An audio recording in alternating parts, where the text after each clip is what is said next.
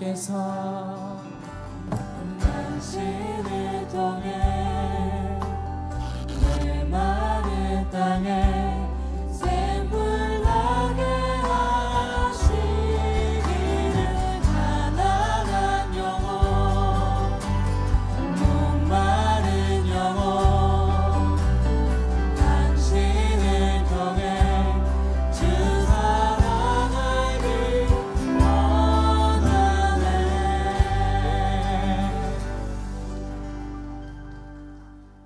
감사합니다. 여러분, 오늘 하루 동안 또 학교에서 또 직장에서 여러 가지 또 삶의 터전에서 아주 열심히 사시다가 이 자리에 오신 줄 믿습니다. 아멘. 그런 의미에서 우리 좀 서로 격려가 좀 필요한 것 같은데요. 앉아 계신 자리에서 오른쪽에 있는 분들 어깨를 좀 마사지를 좀 해주시면 좋을 것 같아요. 오른쪽에 계신 분들 마사지 좀 할까요? 하나, 둘, 셋, 넷, 다섯, 여섯, 일곱, 여덟. 둘, 셋, 넷, 다섯, 여섯, 일곱, 여덟. 좀 두들겨 주실까요? 하나, 둘, 셋, 넷, 다섯, 여섯, 일곱, 여덟. 둘, 셋, 넷, 다섯, 여섯, 일곱, 여덟. 반대로 하겠습니다. 반대로. 하나, 둘, 셋, 넷, 다섯, 여섯, 일곱, 여덟. 둘, 셋, 넷, 다섯, 여섯, 일곱, 여덟. 형제님끼리 자매님끼리 꼭 한번 안아주시면서 사랑합니다, 축복합니다 고백하시면 좋겠습니다. 아멘. 함께 나눌 말씀은요, 신약성경 마가복음 9장 17절과 18절 말씀입니다. 신약성경 마가복음 9장 17절로 18절까지의 말씀, 딱 두 절 말씀이니까요, 저와 여러분들이 함께 읽었으면 좋겠습니다. 마가복음 9장 17절과 18절 말씀. 시작. 무리 중에 하나가 대답하되, 선생님, 말 못하게 귀신 들린 내 아들을 선생님께 데려왔나이다. 귀신이 어디서든지 그를 잡으면 거꾸러져 거품을 흘리며 이를 갈며 그리고 파리해지는지라. 내가 선생님의 제자들에게 내쫓아달라 하였으나 그들이 능히 하지 못하더이다. 아멘. 우리 그들이부터 마지막까지 한 번만 더 읽을까요? 시작. 그들이 능히 하지 못하더이다. 좋으신 아버지 하나님, 오늘 이 저녁에 우리의 모든 찬양을 통해 영광을 받으시니 감사합니다. 부족하지만 저를 통해서 선포되어지는 말씀을 통해 우리의 삶에 놀라운 변화가 시작되어지게 하여 주시옵소서. 말씀은 능력인 줄 믿습니다. 성령께서 우리 모두에게 말씀하시고 도전하시는 놀라운 이 밤 되게 하여 주시옵소서. 감사와 찬양을 드리며 예수님 이름으로 기도하였습니다. 아멘. 지금 박근혜 대통령께서 미국을 순방하고 계십니다. 지금 미국의 대통령은 모두 다 잘 알고 계신 것처럼 흑인인 버락 오바마 대통령입니다. 지금은 흑인이 대통령이 되는 아주 그런 놀라운 시대이지만 1960년대만 해도 미국에는 흑인들을 향한 아주 뿌리 깊은 그런 불신, 차별, 여러 가지 많은 불평등함이 있었다고 하죠. 흑인으로서 목사님이시면서 이런 불평등에 대해서 부당하다고 생각하고 계속해서 이런 흑인 차별에 대한 폐지 운동을 펼치다가 끝내는 백인 과격단체에 의해서 암살을 당한 분이 계십니다. 알고 계십니까? 바로 누구시죠? 마틴 루터 킹 목사님이십니다. 이 마틴 루터 킹 목사님이 이런 운동을 펼친 것으로도 유명하지만 또 당신의 책에서 아주 유명한 일화를 얘기하신 것으로도 유명한데요. 이 마틴 루터 킹 목사님은 당신의 책에서 이 세상을 사는 사람은 두 종류의 사람이 있다고 말씀하셨습니다. 첫 번째는 온도계와 같은 사람이 있고, 두 번째는 온도 조절계와 같은 사람이 있다고 말씀하셨습니다. 들어보셨습니까? 할렐루야. 네, 우리 함께 반응하면서 서로 이렇게 함께 나누면 좋겠습니다. 여러분, 저를 딱 보셨을 때 얼굴만 봐도 은혜가 되시면 아멘? 아멘. 저도 여러분께 그런 고백을 하고 싶습니다.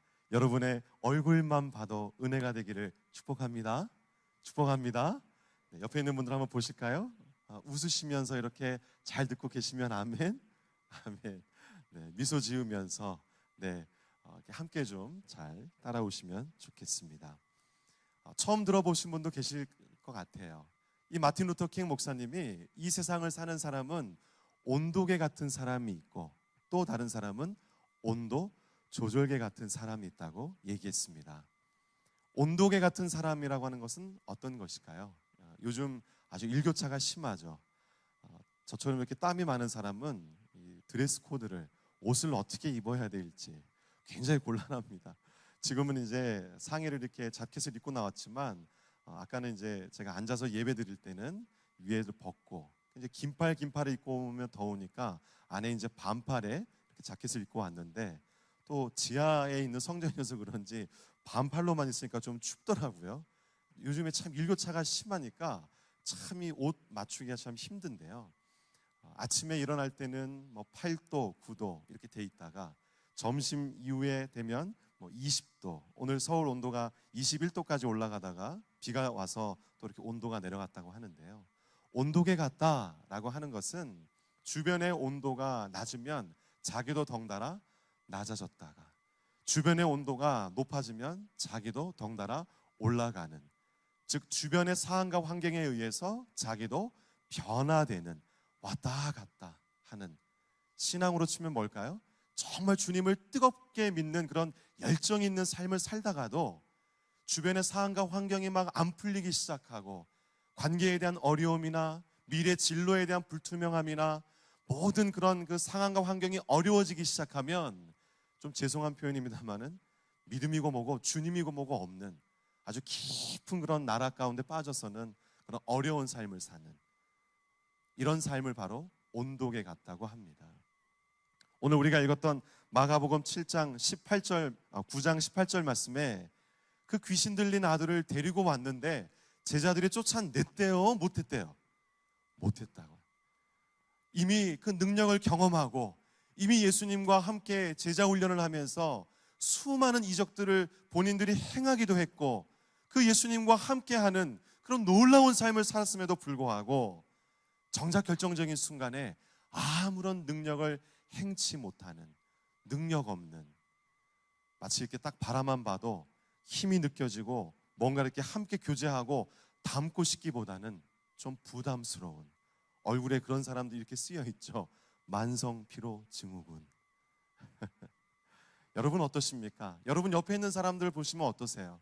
얼굴만 바라봐도 막 힘이 느껴지세요? 아니면 얼마 없는 내 에너지까지 이렇게 빨아먹을 것 같은 그런 좀 부담스러운 얼굴로 앉아 계십니까?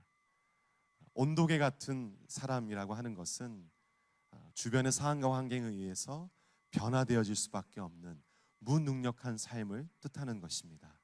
근데 그에 비해서 온도 조절계 같다라고 하는 것은 어떤 것이죠? 가령 예를 들어서 여기에 이제 온도가 너무 좀 춥다, 한 12도, 3도, 그러면 이제 이 본당에 히터가 있겠죠. 그 히터의 온도 조절계의 온도를 25도로 딱 맞추어서 딱 틀면 이 본당 전체의 온도가 25도가 될 때까지 뜨거운 바람이 나오기 시작하고 이 본당 전체의 온도를 바꾸어 내더라는 것이에요. 할렐루야. 저는 믿습니다. 마틴 루터 킹 목사님이 온도계와 온도 조절계에 대한 비유를 하면서 모든 그리스도인들은 온도 조절계와 같은 삶을 살아야 된다고 도전하셨고, 저도 오늘 그 말씀을 인용해서 여러분들의 도전하는 것은 우리 모두는 그런 능력 있는 모습으로 온도 조절계처럼 주변의 상황과 환경이 힘들고 어려울지라도 모든 상황을 바꾸어 버리는, 여러분 중에 혹시 홀로 집에서 신앙생활 하는 분 있으십니까? 그런 분 좀 있으세요? 여러분 그런 분들 격려하고 싶습니다. 성경은 말씀하시기를 주 예수를 믿으라, 그리하면 너와 너의 집이 구원을 얻으리라. 할렐루야. 여러분 혼자서 있는 것 같지만 하나님께서 여러분 모두를 온도 조절계처럼 부르심을 믿으시길 바랍니다. 성령과 능력으로 충만하게 하시고 여러분 한 분을 통해서 여러분에 있는 모든 주변의 사람들, 모든 상황과 환경들을 바꾸게 하시는 그 능력의 주님을 붙잡고 여러분 나가시기를 바랍니다. 그래서 제가 오늘 이 저녁에 여러분들하고 좀 나누고 싶은 주제가, 어떻게 하면 이 온도 조절계처럼 살 수 있을까? 어떻게 하면 능력자로 살 수 있을까? 김종국 형제만 능력자가 아닌 거죠. 할렐루야. 말씀과 기도에 전념하신다고 런닝맨 같은 거는 안 보시는 거죠. 여러분, 어떻게 하면 정말 능력자처럼 살 수 있을까? 온도 조절계처럼 살 수 있을까? 여러분, 함께 알아가기를 원합니다. 여러분, 궁금해요? 우리 함께 구약성경 다니엘서로 가보십시다. 제가 좀 부탁드렸는데요, 화면을 좀 띄워주시겠습니까? 말씀을. 다니엘서 11장 32절 말씀 화면을 보시면서 여러분들이 한번 읽어주십시오. 시작.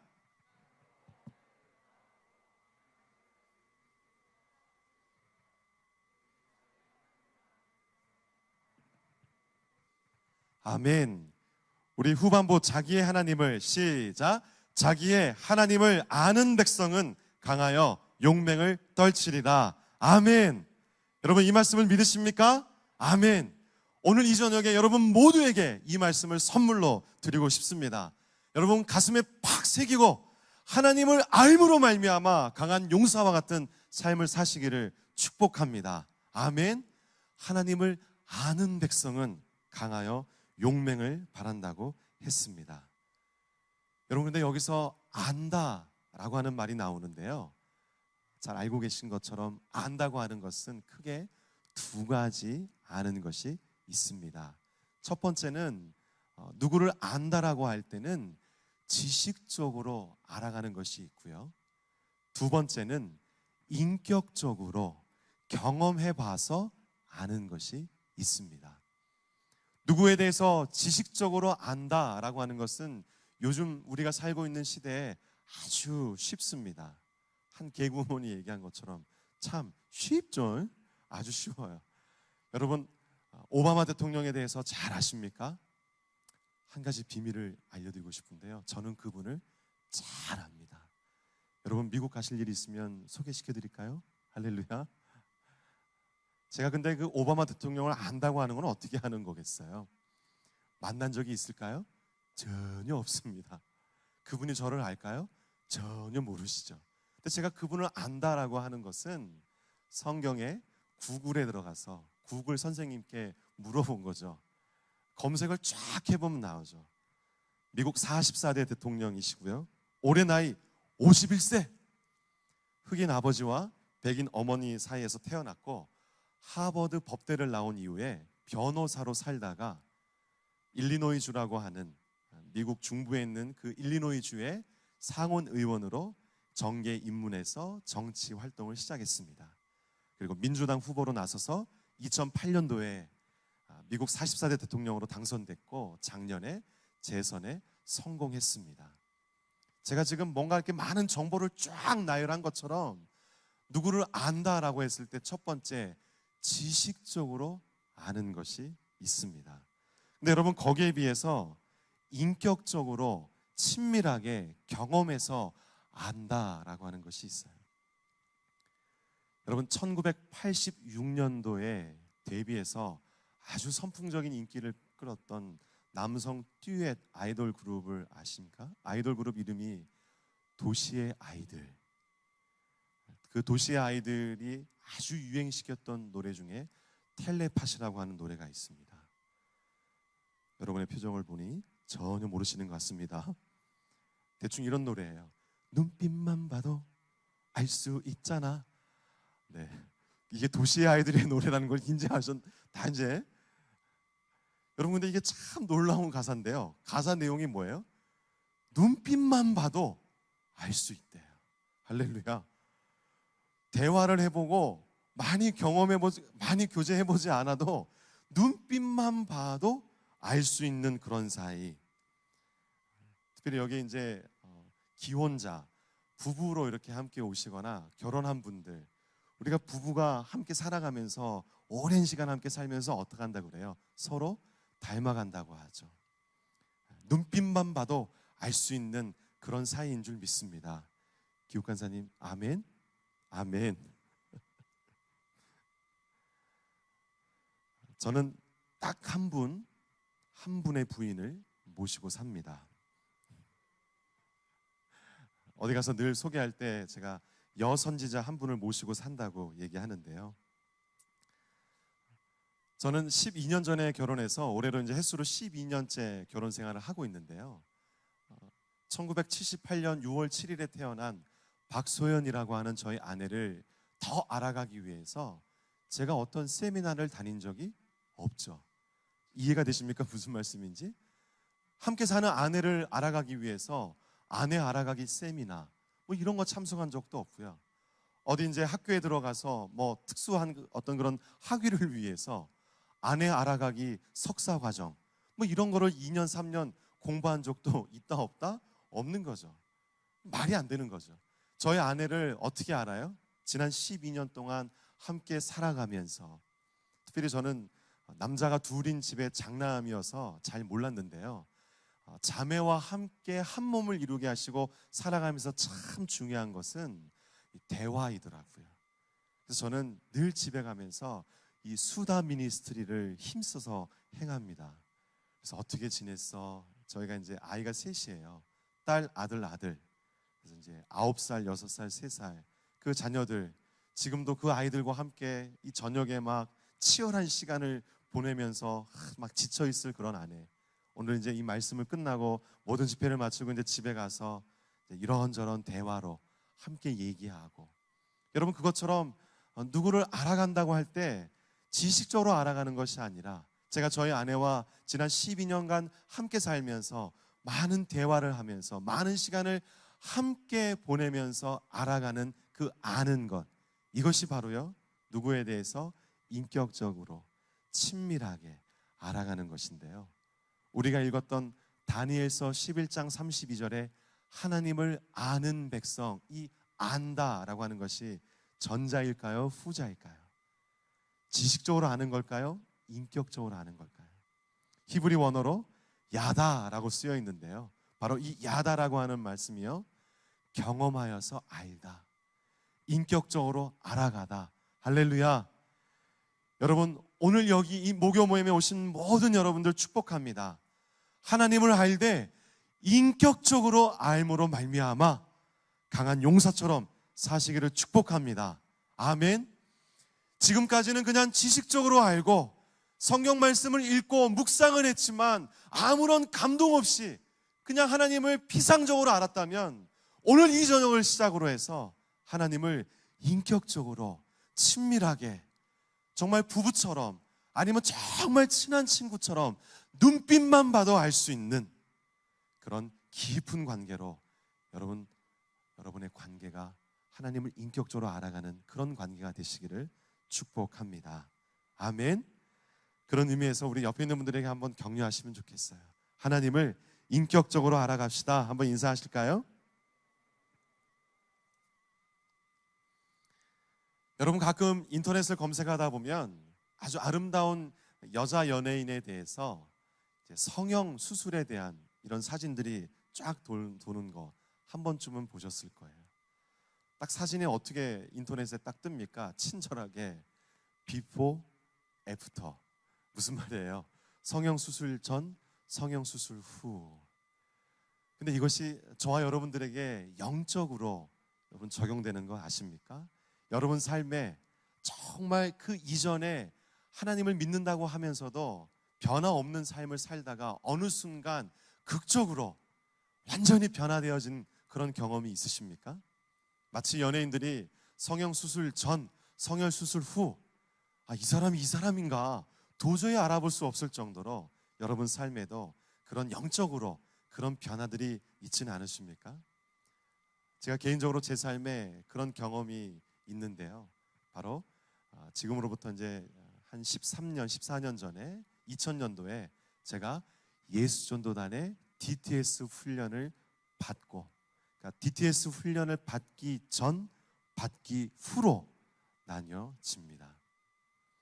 DTS 훈련을 받고 이 예수전도단에 오기 이전에 제가 하나님을 인격적으로 잘 알지 못했습니다. 저는 모태신앙이 아니고 고등학교 2학년 때 제가 처음 교회를 나간 당대신앙이라고 선배님들은 말씀하시더라고요. 고등학교 2학년 때 고등부 예배를 다니면서 별로 믿음이 없었어요.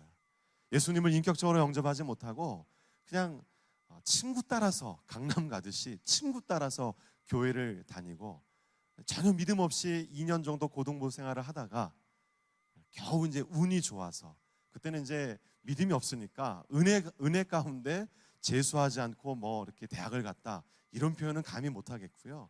그냥 운이 좋아서 하나님께서 그냥 불쌍히 여기시고 그냥 대학을 실패하지 않고 진학했습니다. 대학부로 이렇게 올라가면서 처음 드렸던 그 주일 예배, 제가 그때 좀 문화 충격이 있었던 것 같아요. 주일 낮 예배, 주일 대예배를 딱 하니까 장로님께서 오셔가지고 대표 기도를 하시더라고요. 여러분 교회도 그러시죠? 아주 초중저음으로 함께 기도하시겠습니다 이렇게 나오시더니 그 다음 기도가 대략 이런 내용이었던 것 같아요.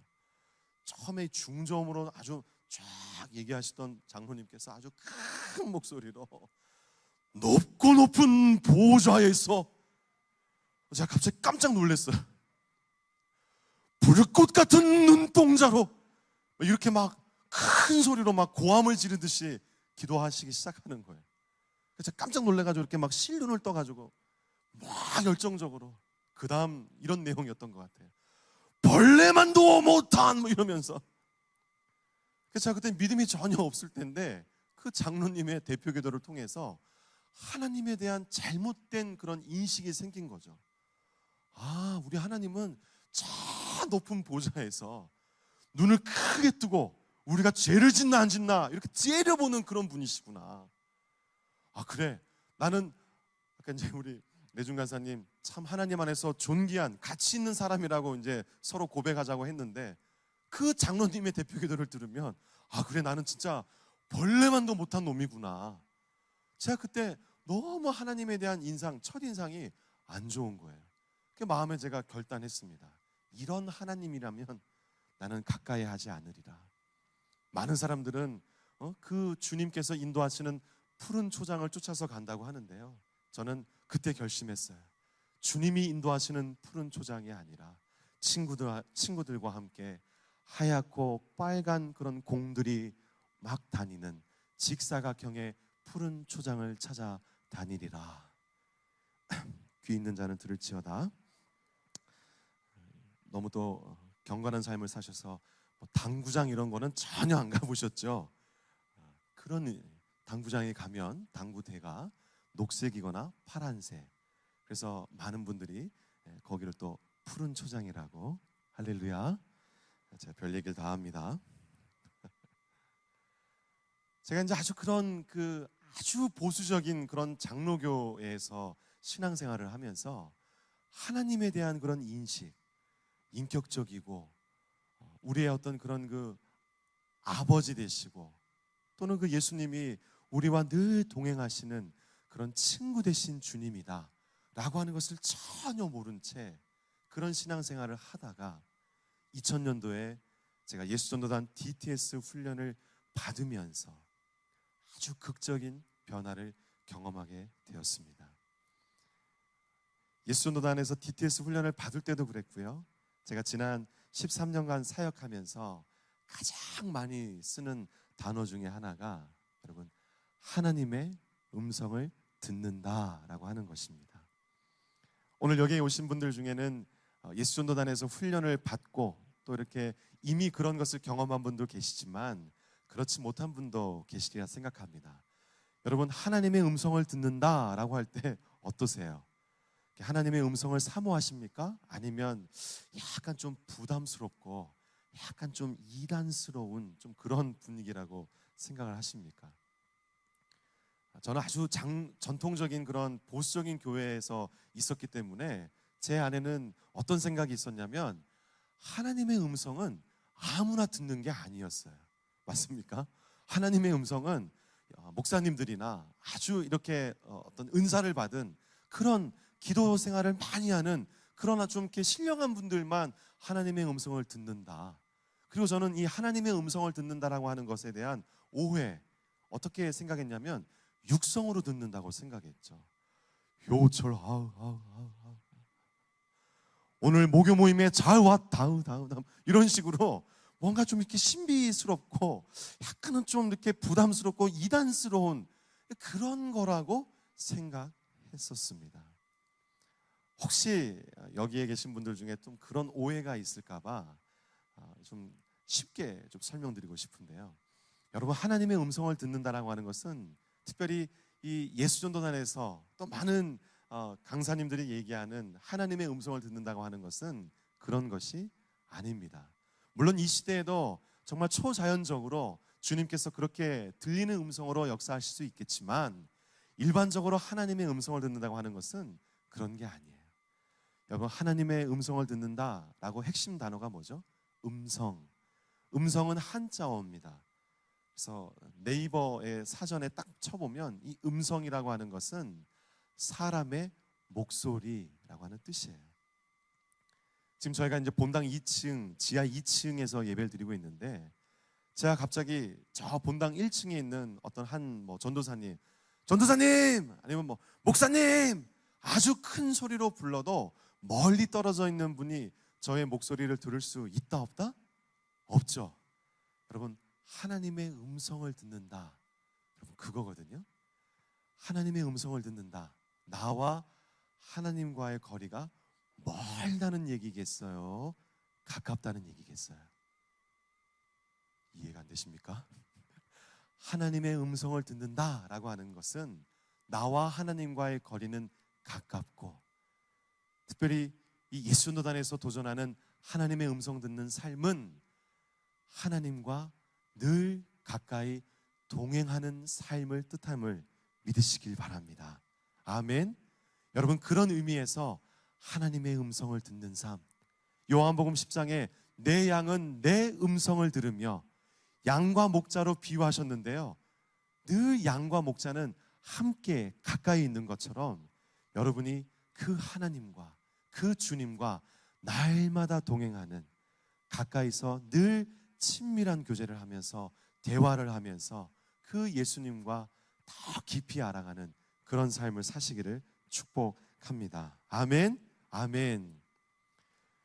제가 오늘 여러분들을 이렇게 처음 만난 분, 또 오랜만에 다시 만난 분들도 있지만 제가 여러분들을 딱 뵐 때요, 여러분들이 예수님과 동행하는 삶을 사는지 아니면 그렇지 못한지 한 반 정도는 알 수 있는 것 같아요. 왜 그런지 함께 말씀을 볼까요? 구약성경 잠언 22장 말씀입니다. 화면을 보시면서 함께 읽을까요? 잠언 22장 24절과 25절 말씀 시작. 너를 품는 자와 사귀지 말며 울분한 자와 동행하지 말지니 그의 행위를 본받아 내 영혼을 올무에 빠뜨릴까 두려움이니라. 아멘. 여러분이 구약성경 잠언 22장에 누구와 사귀지 말래요? 너를 품는 자, 마음속에 막 화를 내고 늘 이렇게 분내는 사람과 사귀지 말래요. 또 누구와 동행하지 말래요? 울분한 자, 마음에 늘 막 이렇게 억울해하고 마음에 늘 이렇게 막 이런 분노가 있는 사람과 사귀지도 말고 동행하지 말래요. 왜 그렇죠? 성경을 말씀하시기를 그 행위를 본받게 된다라는 거예요. 여러분, 누구와 함께 다니면 결국 어떻게 한다는 거예요? 가까이 하면 닮게 된다. 근데 제가 작년에 이 트위터에서 본 아주 재밌는 글이었는데, 여러분, 얼굴이라고 하는 이 한글이 얼이라고 하는 말과 꼴이라고 하는 말이 합쳐진 말이라고 해요. 얼이라고 하는 건 무엇입니까? 한민족의 얼, 그럼 뭐예요? 우리의 생각. 꼴이라고 하는 건 뭐예요? 모습. 즉 얼굴이라고 하는 것은 어떤 의미냐면 우리의 생각이 그대로 나타난다는 것이에요. 말이 됩니까? 이게 이 얼굴의 한글의 뜻이라고 합니다. 즉 여러분들이 늘 이렇게 화내는 사람들, 늘 울분한 사람과 함께 다니면 그것을 닮아서 여러분 얼굴에 드러난다는 거예요. 왜 여러분, 우리가 기쁘면 얼굴에 웃음꽃이 피고 기쁜 것이 드러나고, 왜 우리가 슬프면 우리 얼굴에 슬픔이 나오는 것처럼 우리의 마음 상태, 정신 생각, 그 상황이 얼굴에 드러난다는 거예요.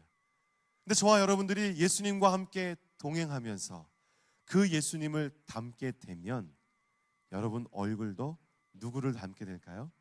예수님을 닮게 된다라는 거예요. 여러분 옆에 있는 분들 한번 보시길 바래요. 예수님을 닮으셨습니까? 아멘. 아니면 늘 이렇게 화내고 얼굴에 분노가 가득한 그런 사람과 함께 있는 것 같아요? 여러분 그런 의미에서도 늘 웃으면서 바라만 봐도 은혜가 되는 그런 삶을 사시기를 축복합니다. 아멘. 아멘. 하나님을 알아갈 때, 인격적으로 알아갈 때 강한 용사와 같은 그런 삶, 온도 조절계와 같은 그런 삶을 살 수 있다라고 제가 오늘 이 저녁에 여러분들하고 나누고 있습니다. 그렇다면 어떻게 하면 하나님을 알 수 있는가? 어떤 모습이 우리의 삶에 회복되어지면 하나님을 인격적으로 알아갈 수 있는가? 세 가지만 나누기를 원합니다. 첫 번째, 여러분 우리의 삶에 간절함이 회복될 때 하나님을 인격적으로 알 수 있습니다. 믿으십니까? 여러분 우리가 주님께 나아갈 때 정말 주님을 알기 위해서는요, 간절한 마음으로, 갈급한 마음으로 주님께 나아가야 됩니다. 우리 구약성경 잠언 8장 17절 말씀 함께 읽겠습니다. 잠언 8장 17절 시작. 나를 사랑하는 자들이 나의 사랑을 입으며 나를 간절히 찾는 자가 나를 만날 것이니라. 아멘. 아멘. 나를 간절히 찾는 자가 나를 만나게 될 것이라고 하나님께서는 말씀하셨습니다. 간절함, 갈급함, 다른 말로 표현하면 저는 겸손함인 줄 믿습니다. 찬양의 가사처럼 주님, 저는 주님 필요합니다. 주님이 없이는 살 수 없습니다 라고 하는 그런 가사처럼 우리의 삶에 주님의 얼굴을 구하고 주님만이 내 삶의 이유가 되십니다 라고 하는 그런 고백으로 나갈 때, 겸손함으로, 갈급함으로, 간절함으로 나갈 때 우리는 하나님을 더 인격적으로 알아갈 수 있는 줄 믿습니다. 근데 여러분 평소에 뭔가를 이렇게 간절히 원하면서 살아가십니까? 우리가 살고 있는 이 시대에는 부족한 게 없는 것 같아요. 늘 풍성하고 모든 것이 다 부족함이 없는 그런 시대를 살고 있다고 생각합니다. 제 삶에서 간절하게 뭔가를 원했던 적이 최근 한 3년 전에 있었습니다. 제가 저희 아내하고 이제 결혼해서 살면서 참 쑥스럽지만 저희 아내는 늘 뭐라고 고백하냐면 최고의 남편이다. 믿어주세요. 모든 것에 대해서 감사하고 모든 것에 대해서 다 만족하는데 저희 아내가 가끔 딱 한 가지 저에게 불만이 있어요. 뭘까요? 뚱뚱한 거입니다. 제발 좀 살 좀 빼자고. 제가 굉장히 좀 많이 몸무게가 나갑니다. 근데 이제 저희 어머님도 저를 최고의 아들이라고, 하나님 앞에 이렇게 헌신해서 귀한 또 이렇게 사역한다고 너무 자랑스럽게 하나님 앞에 너무 귀하게 생각하시는데요, 저희 어머님도 저를 보면서 딱 한 가지 아쉬워하시는 게 있는데 뭘까요? 뚱뚱한 거입니다. 저희 어머님이 한 번씩 이렇게 막 급하게 당황스럽게 전화를 하세요. 막 살을 좀 꼭 좀 빼야 된다고. 그럼 저도 이제 듣기 싫죠. 근데 꼭 그게 어떤 때 이렇게 전화를 하시냐면요, TV에서 어떤 프로그램을 보고, 제가 아주 그 TV 프로그램을 정말 싫어합니다. 바로 KBS의 생로병사의 비밀. 저는 생수의 근원 대신 주님은 들어봤어도 모든 질병의 근원 비만, 이런 얘기 들으면 아주 기분이 좋지 않아요. 물론 이제 의학적으로, 과학적으로 증명이 됐죠. 하여튼 저희 어머님이 그 생로병사의 비밀만 맞다 그러면 전화를 하시고, 저희 아내도 다 좋은데 제발 좀 살 좀 빼라, 이 얘기를 합니다. 3년 전에 저희 어머님하고 저희 아내하고 마음을 합하여 함께 저를 핍박하면서 살을 빼야 된다. 제가 이제 한쪽에서만 이렇게 핍박이 올 때는 이렇게 요리조리 잘 피했는데 동시에 공격을 해오시니까 두 손 들고 제가 어쩔 수 없이 자의반 타의반 다이어트를 하게 되었는데요. 한의원에서 약을 한 재 지어서 그 도움을 받으면서 아주 이 극약 처방, 그 선생님이 그러시더라고요. 다이어트의 원리는 쉽다. 효철 씨, 뭐든 먹는 거 인풋이 적으면 아웃풋도 없다. 그래서 처방을 내려주셨어요. 하루에 한 끼. 진짜 제가 6주 동안 여러분 점심 한 끼만 먹고 살았습니다.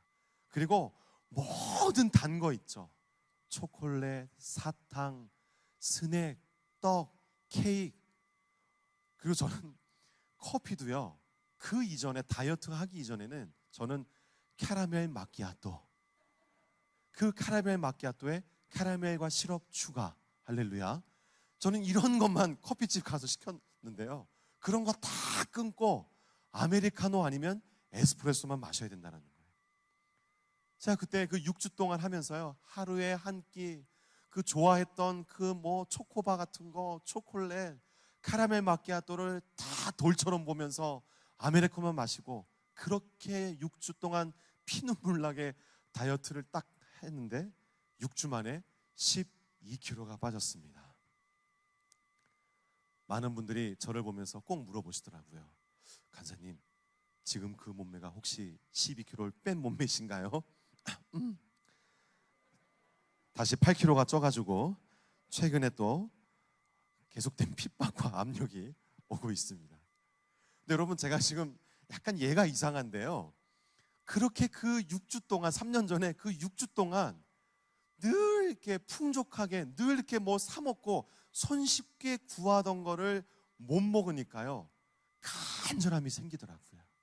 이해가 되십니까? 특별히 오늘처럼 이렇게 제가 이제 오늘도 뭐 저녁을 잘 이렇게 섬겨주셔서 잘 먹었지만 이렇게 말씀을 막 한 40분, 50분 전하고 이렇게 막 땀을 막 뻘뻘 흘리면서 이렇게 사역을 하고 이제 집에 딱 돌아가면 배가 고파요. 그러면 이제 프라이드 반, 양념 반, 비비, 뭐 이런 거 이렇게 저도 이제 그런 게 막 땡기고, 그럼 이제 내무부 장관께 이제 여쭤봅니다. 윤호하여 주소서. 그러면 절대로 이게 허락이 안 되죠. 그러면 이제 그런 거 말고 그러면 라면 한 그릇? 이런 거 아무리 얘기해도 전혀 안 되죠. 제가 그 6주 동안, 전 사실 소박하거든요, 여러분. 저는 뭐 다른 거 아니고요.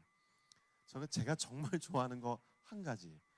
여러분, 초코파이보다 약간 좀 급이 높은 몽쉘 이라고 아시죠?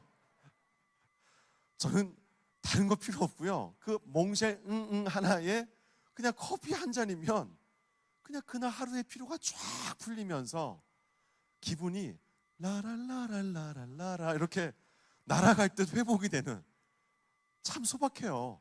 그런데도 그거 하나 안 된다고 그렇게 그 6주 동안 보내면서 그게 그렇게 먹고 싶더라고요. 그래서 창피하지만 12kg를 빼고 나서 한풀이 하듯이 제일 먼저 사 먹은 게 뭘까요? 몽쉘 통통 한 박스를 딱 사가지고 그 자리에서 그냥 3개를 뜯어서 막 먹고. 얘가 좀 이상하지만 여러분, 우리의 삶에 뭔가 이렇게 부족한 게 없죠. 뭔가 이렇게 좀 간절하게 찾는 그런 삶이 없죠. 그러다 보니 이것이 우리의 영적인 삶에도 누구를 향한?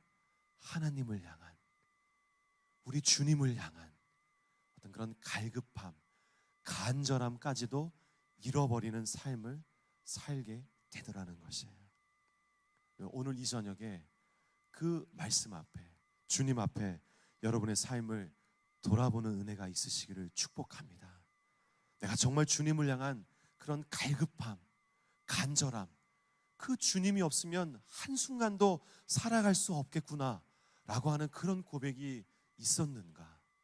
아니면 너무나 많은 그런 말씀의 홍수 속에 그냥 습관, 잘못된 습관에 빠져서 그냥 교회에 왔다 갔다, 말씀도 그냥 아무런 감동 없이 그냥 묵상하고, 좀 죄송하지만 이 목요 모임도 그냥 의뢰의 친구 따라서 주님을 향한 갈급함이나 간절한 마음으로 오기보다는 그냥 올 수 있다라는 거예요. 그러나 주님이 정말 원하시는 것은 우리의 마음을 찢으면서 가난한 마음으로, 갈급함으로, 겸손히 주님께 나가는 것을 원하시는 줄 믿으시길 바랍니다. 아멘, 아멘. 그래서 첫 번째로 우리가 주님을, 하나님을 인격적으로 알아가기 위해서 회복해야 되는, 다시 되찾아야 되는 그런 삶의 태도가 있다면 그 첫 번째로 갈급함, 겸손함입니다. 두 번째, 우리의 삶에 하나님을 인격적으로 알기 위해서 필요한 것은요, 여러분, 믿음입니다. 하나님께서는 저와 여러분들에게 아주 다양한 방법으로 당신에 대해서 말씀하시고 계시하여 주시고 나타내 주시는 줄 믿습니다. 우리 간사님께서 말씀하신 것처럼 이 찬양은 곡조를 붙은 기도죠. 때로는 찬양의 가사를 통해서 말씀하시기도 하고, 아멘. 우리가 목사님의 말씀을 들으면서도 우리 가운데 살아계신 하나님의 음성과 하나님의 뜻을 계시하여 주시기도 하는 줄 믿습니다. 때로는 이른 아침에 개인적으로 기도하고 홀로 말씀을 묵상할 때 우리 가운데 하나님께서 당신의 뜻과 하나님의 그 마음을 계시하여 주시는 줄 저는 믿습니다.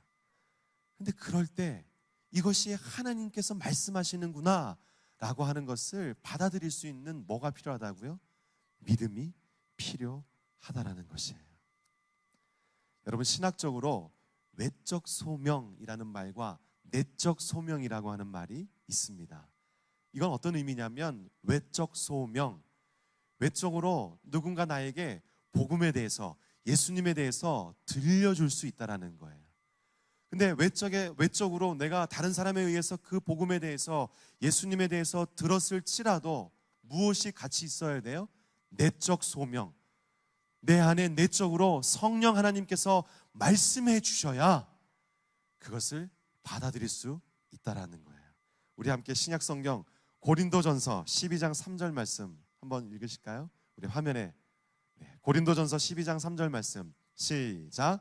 그러므로 내가 너희에게 알리노니 하나님의 영으로 말하는 자는 누구든지 예수를 저주할 자라 하지 아니하고 또 성령으로 아니하고는 누구든지 예수를 주시라 할 수 없느니라. 아멘. 제가 대학교 1학년 때 그 가을에 예수님을 인격적으로 영접했을 때 제가 그 찬양 중에, 대학부 청년부 그 찬양 시간 중에 찬양의 가사를 통해서 제가 정말 날 위해 주님이 죽으셨구나, 날 위해 하나님의 그 어린 양으로 예수님이 죽으셨구나, 찬양의 가사가 들렸지만 어떻게 했어요? 성령께서 내 안에 찾아오셔서 성령께서 이 고린도전서 12장 말씀처럼 말씀해 주셨기 때문에 제가 그것을 받아들이고 예수님을 제 삶의 구주로 영접했습니다. 여러분, 그것처럼 우리가 외적으로 들려지고 우리가 많이 듣는 그런 말씀, 우리가 보는 말씀이 바로 나에게 적용되어지는 말씀이라고 하는 것을 알게 되고 하나님을 인격적으로 알아가려면 그것이 하나님께서 말씀하시는 것이구나라고 하는 그 믿음이 있어야 된다는 거예요. 근데 이 믿음이라는 단어가 여러분 신약 성경에 쓰일 때 헬라어 원어로 피스티스라고 하는 말로 쓰였는데요, 이 피스티스의 원래 본뜻은 확신, 신뢰, 흔들리지 않는 확신이라고 하는 뜻이에요. 할렐루야. 여러분, 우리가 그렇다면 오늘 이 밤에 무엇을 구해야 될까요? 하나님, 이전보다 더 큰 믿음을 주시옵소서. 하나님이 우리 가운데 말씀하실 때 흔들리지 않는 확신을 주십시오. 아멘. 그 확신, 그 신뢰, 그 믿음이 있을 때 하나님께서 우리 가운데 말씀하신 것을 받아들이고 하나님을 인격적으로 알아갈 수 있음을 저는 믿습니다. 아멘, 아멘. 첫 번째가 갈급함, 두 번째가 믿음이었다면 마지막 세 번째, 우리가 하나님을 인격적으로 알아가기 위해서 우리에게 꼭 필요한 세 번째는요, 여러분, 헌신해야 합니다. 여러분의 시간을 쪼개고 쪼개어서 하나님께 나아가는 그런 시간들이 있으십니까? 우리 함께 마지막 말씀인데요, 마가복음 1장 35절 말씀 함께 화면을 보시고 읽겠습니다. 마가복음 1장 35절 시작. 새벽 아직도 밝기 전에 예수께서 일어나 나가 한적한 곳으로 가사 거기서 기도하시더니, 예수님께서 새벽 아주 이른 시간에 나가서 아버지 하나님과 기도하며 교제하는 시간을 가지셨대요. 근데 여러분, 우리가 말씀을 묵상할 때 전후 앞과 뒤의 문맥을 잘 살펴봐야 되죠. 이 마가복음 1장 35절 그 앞부분에 보면 어떤 말씀이 나오냐면 예수님께서 안식일에 사역하셨던 모습이 기록되어 있습니다. 예수님께서 안식일에 어디에 가셨어요? 어디에 가셨어요? 회당에 가셔서 말씀을 가르치셨습니다.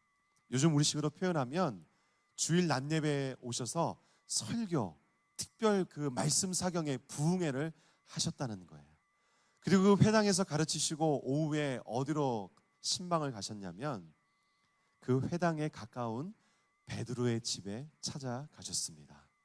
그 베드로의 집에 마침 누가 병으로 앓아 누워 있었어요? 누가 있었어요? 누가?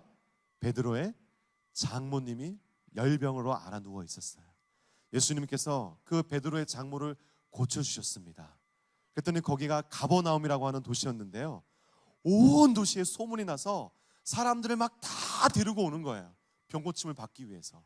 그래서 그 오후 시간 내내 해 저물어 질 때까지 치유 사역 해주시고 기도해 주시고 모든 병든 것을 고쳐 주시고 그 안식일을 마친 그 이어지는 새벽 이른 시간이라는 거예요.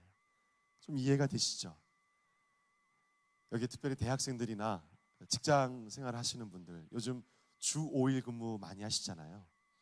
월요일부터 금요일까지 치열하게 학교에서 또 직장에서 잘 이렇게 지내면 적어도 토요일 날 아침만큼은 어떻게 하고 싶어요?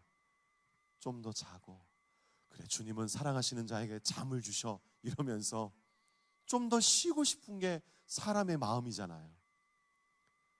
이 예수님도 그 안식일에 하루 온종일 쉬지 않고 사역하시고 놀라운 이적을 베푸셨으니까 100% 육신을 입고 오셨으니 얼마나 피곤하셨겠어요.